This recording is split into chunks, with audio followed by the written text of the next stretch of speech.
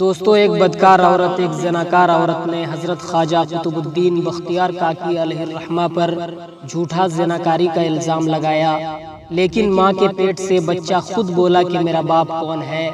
اس واقعے کو سن کر آپ کا ایمان تازہ ہو جائے گا اور اس واقعے سے اولیاء اللہ کی طاقت کا آپ کو اندازہ ہو جائے گا۔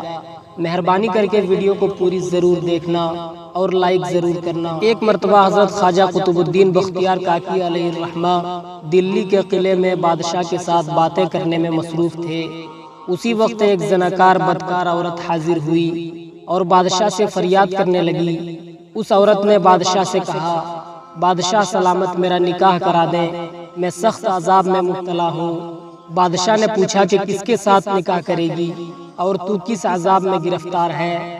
بدکار عورت نے کہا کہ یہ جو آپ کے سامنے کھڑے ہیں قطب بنے گھوم رہے ہیں، انہوں نے میرے ساتھ زنا کیا ہے، نعوذ باللہ من ذالک، اور اس حرام کام سے میں حاملہ ہو گئی ہوں، میرے پیٹ میں ان کا بچہ پل رہا ہے۔ اتنا سننا تھا کہ وہاں کھڑے سارے لوگ شرمندہ ہو گئے اور قطب صاحب کے ماتھے پر شرمندگی اور حیرت سے پسینہ آ گیا۔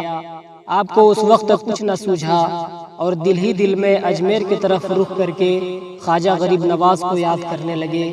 جیسے خواجہ صاحب نے اپنے مرید کے دل سے خاموش آواز سنی تو خواجہ صاحب فوراً مدد کے لیے حاضر ہو گئے۔ سب نے دیکھا کہ سامنے سے حضرت خواجہ غریب نواز مدد کے لیے تشریف لا رہے ہیں۔ خواجہ صاحب نے بختیار کاکی علیہ الرحمہ سے پوچھا، مجھے کیوں یاد کیا ہے؟ قطب صاحب منہ سے تو کچھ نہ بول سکے لیکن آنکھوں سے آنسو جاری ہو گئے۔ تو خواجہ غریب نواز علیہ الرحمہ نے بدکار عورت کی طرف رخ کر کے ارشاد فرمایا، اے بچے، تو ہی بتا، تیری ماں قطب الدین پر الزام لگا رہی ہے، تو ہی اپنی ماں کے پیٹ سے بول کہ تیرا باپ کون ہے۔